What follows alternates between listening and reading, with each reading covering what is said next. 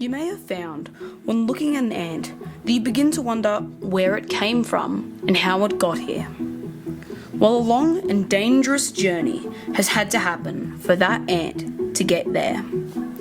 The first member of the colony will be the queen. The queen is the only member of the colony who can make other unfertile queens and workers.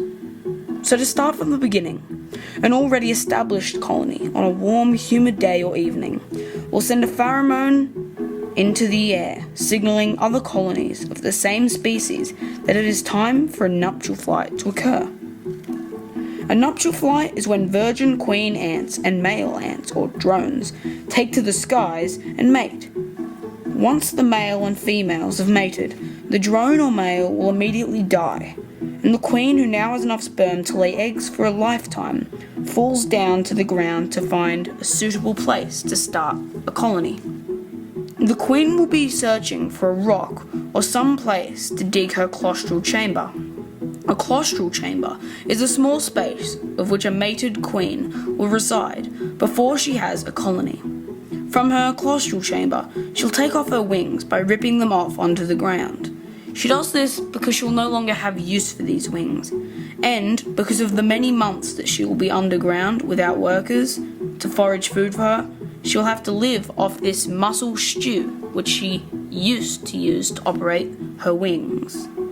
But because she no longer has her wings, she can live alone on the moisture of the soil as water and mussel stew to eat.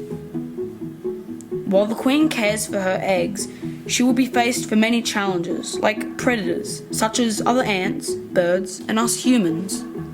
Eventually, those eggs will become larvae, and the queen will have to share her reserves of food with her larvae, as well as laying unfertilized eggs for the larvae to eat.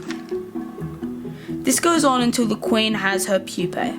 Pupae are the last stage an ant goes through before it emerges out of its cocoon-like structure as an adult ant.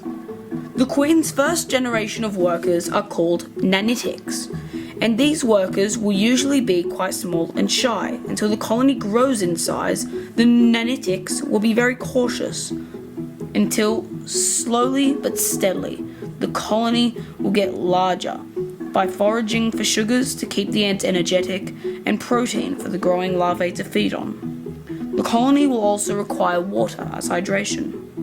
Sugars may include a variety of things like honey, sap, and honeydew. Proteins are usually insects or nuts/seeds. With these two food sources, the colony can thrive.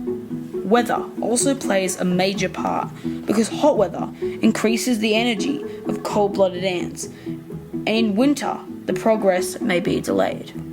With all these basic, essential factors, the colony has a chance at success, and then one day spreading their genes in their very own nuptial flights in the future.